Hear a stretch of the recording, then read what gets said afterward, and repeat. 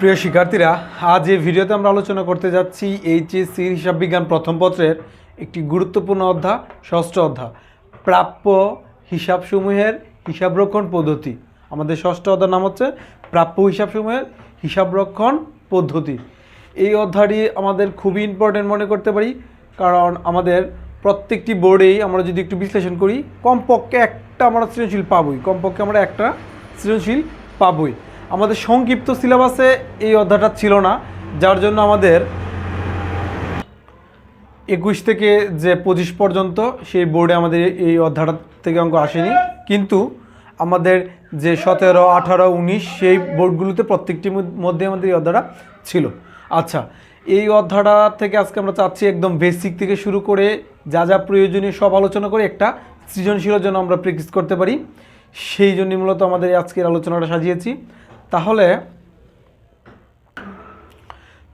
আমাদের আগেই জানতে হবে যে এই অধ্যায়ের ক্ষেত্রে কোন বিষয়গুলো আমার খুব মেজর বা খুব প্রয়োজনীয়। এই অধ্যায়ের ক্ষেত্রে 3টি বিষয় আমাদের খুবই প্রয়োজনীয়। এই 3টি বিষয়ের উপরই মূলত আমাদের এই অধ্যায়টা নির্ভর করে। 3টি বিষয়ের মধ্যে প্রথমটি হচ্ছে মূলত কুড়িন খরচ নির্ণয়, যেটাকে আমরা বলি অনাদি পাওনা। দ্বিতীয়টি হচ্ছে নিট প্রাপ্য হিসাব নির্ণয়, মানে নিট দানাদার নির্ণয়। আর সর্বশ্রেষ্ঠ হচ্ছে আমাদের জাবেদা, মানে এই অধ্যায়ের ক্ষেত্রে আমাদের কয়টি জাবেদা জানতে হবে সেইগুলো। তাহলে এই 3টা পার্ট যদি আমরা রপ্ত করতে পারি, তাহলে এই অধ্যায় থেকে যেভাবেই আমাদের অঙ্ক আসানোর আমরা আনসার করতে পারবো। তাহলে প্রথম টপিকটা ছিল আমাদের কুড়িন খরচ নির্ণয়। আমি একদম লিখে রেখেছি যে কুড়িন খরচ নির্ণয়ের আরেকটা নাম কি, সেটা হচ্ছে অনাদি পাওনা। প্রশ্নে অনাদি পাওনা নামেও তারা বলতে পারে। তাহলে আমাদের অবশ্যই জানতে হবে কোন স্ট্রাকচারের অবলম্বনে বা কোন ফরম্যাটের অবলম্বনে আমরা কুড়িন খরচটা নির্ণয় করব। 4টা ফরম্যাটে আমরা এই কাজটা করব, 4টা পার্ট হবে। প্রথমে আমাদের কুড়িন লিখতে হয়, তারপরে লিখতে হয় যে আমাদের নতুন কুড়িন, তার সাথে নতুন কুড়িন সঞ্চিতি যোগ করতে এবং পুরাতন কুড়িন সঞ্চিতি আমাদের বাদ দিতে হয়। এই এতটুকু জায়গা যদি আমরা মুখস্থ করতে পারি, তাহলে কুড়িন খরচ বা অনাদি পাওনা খরচ খুব সহজে নির্ণয় করতে পারবো। আর এই অনাদি পাওনা খরচ বা কুড়িন খরচ এই অধ্যায়ের একটি গুরুত্বপূর্ণ অংশ, আমাদের অবশ্যই সেটা পারতে হবে। আমি আবার বলছি, প্রথমে আমাদের কুড়িন প্রয়োজন, কুড়িন একদম প্রশ্নে বলা থাকবে এবং নতুন কুড়িনটাও প্রশ্নে বলা থাকবে, কিন্তু একটু আমাদের খুঁজে বের করতে হবে। আমাদের অবশ্যই এই ফরম্যাটটা আগে রপ্ত করতে হবে, তারপরে হচ্ছে আমাদের অন্যান্য কিছু। তার ফরম্যাটটা আমি আবার বলছি, কুড়িন যুগ নতুন কুড়িন সঞ্চিতি বিয়োগ পুরাতন কুড়িন সঞ্চিতি। আমরা এখানে একটা টেকনিক অ্যাপ্লাই করতে পারি যে নতুনগুলো যোগ হবে এবং পুরাতনগুলো বিয়োগ হবে। আচ্ছা, তাহলে আমাদের হয়ে গেল কুড়িন খরচ নির্ণয়। দ্বিতীয়টা হচ্ছে আমাদের প্রাপ্য হিসাব, মানে নিট দানাদার নির্ণয়। আমি কিন্তু দ্বিতীয়তে রেখেছিলাম যে নিট প্রাপ্য হিসাবটা আমাদের দ্বিতীয় ধাপেই প্রয়োজন পড়বে। তাহলে কিভাবে আমরা প্রাপ্য হিসাবটা নির্ণয় করব? প্রশ্নে যে দানাদার দেওয়া থাকবে, সেই দানাদারের সাথে যদি আমরা ধারে বিক্রয় বা অলিখিত বিক্রয় আমরা যোগ করি, আর এর থেকে যদি অলিখিত আন্তঃফেরত বাদ দেই এবং নতুন অনাদি পাওনা মানে নতুন কুড়িন আর পুরাতন কুড়িন সঞ্চিতি এটি যদি বাদ দিই, তাহলে আমাদের নিট প্রাপ্য হিসাব নির্ণয় হয়ে যাবে। কিন্তু এই আমি এতগুলো কাজ দিলাম যে আসলে এতগুলো কাজ থাকবে না আমাদের এই অধ্যায়ের ক্ষেত্রে।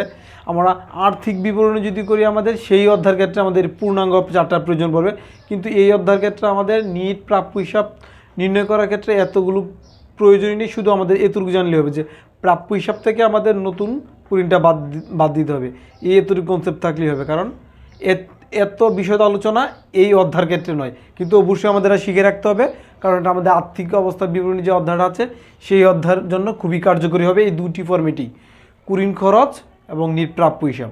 তাহলে এই 2টা ফরম্যাট পুরোপুরি আমরা মুখস্থ করে নেব। এটা মুখস্থ করার পর আমাদের প্রয়োজন পড়বে জাবেদা। এই অধ্যায়ের ক্ষেত্রে আমাদের 3টি জাবেদা আছে, এই 3টি জাবেদা আমাদের মুখস্থ করতে হবে, তারপর আমরা প্র্যাকটিক্যালি অঙ্ক সলিউশন করতে পারবো। এই 3টা পার্ট যদি আমরা রপ্ত না করতে পারি, মানে মুখস্থ না করতে পারি, তাহলে কিন্তু আমরা কোনো অঙ্কই খুব ভালোভাবে করতে পারবো না। তাহলে লাস্ট টপিকটা ছিল আমাদের জাবেদা আমাদের 3টি মুখস্থ করতে হয়। এই হচ্ছে আমাদের 3টি জাবেদা, দেখতে পাচ্ছ। প্রথমে লিখেছি লিখিত অলিখিত অনাদি পাওনা, তারপর হচ্ছে নতুন অনাদি পাওনা সঞ্চিত জাবেদা, সর্বশেষটি হচ্ছে অনাদি পাওনা বন্ধের জাবেদা।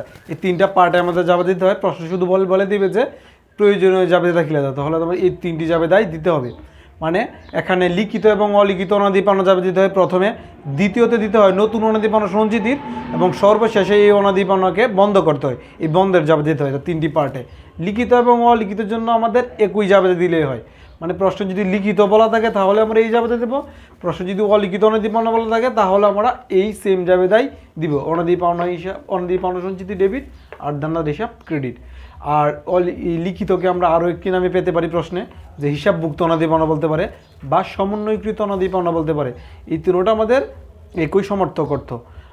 আর অলিখিতরা এইভাবে বলতে পারে যে অহিসাবভুক্ত, অলিখিত যে কথা, অহিসাবভুক্ত অনাদি পাওনা একই কথা, বা অসমন্বয়কৃত অনাদি পাওনা একই কথা।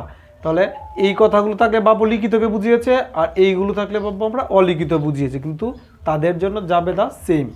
যদি লিখিত থাকে অলিখিত থাকে তাহলে আমরা এই জাবেদা দুইবার দিব, আর যদি একবার থাকে তাহলে তো একবার দিলে আমাদের হচ্ছে। তারপরে দ্বিতীয়তে জাবেদা দিব আমরা অনাদি পাওনা সঞ্চিতির। অনাদি পাওনা সঞ্চিতি জাবেদা আমাদের মুখস্থ করতে হবে, অনাদি পাওনা হিসাব ডেবিট, অনাদি পাওনা সঞ্চিতি ক্রেডিট।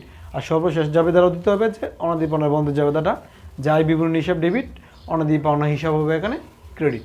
তাহলে এই জাবেদাগুলো যদি মুখস্থ করতে পারি, আর এই দিক দিয়ে যেমন দুইটি কাজ, একটা হচ্ছে গুণনের কাজ, একটা হচ্ছে প্রাপ্য হিসাবের কাজ, তাহলে আমাদের এই অধ্যায় পুরো অঙ্কটাই আমরা সলিউশন করতে পারবো অনায়াসে। আর এগুলোর মধ্যে আর আমাদের খতিয়ানগুলো থাকতে পারে, আর খতিয়ান তো আমরা ক্লাস একদম 10 থেকেই পারি। তাহলে আমরা এখন এটার অবলম্বনে চেষ্টা করব যে একটা সৃজনশীল, একদম বোর্ড একটা সৃজনশীল আমরা সলিউশন করতে।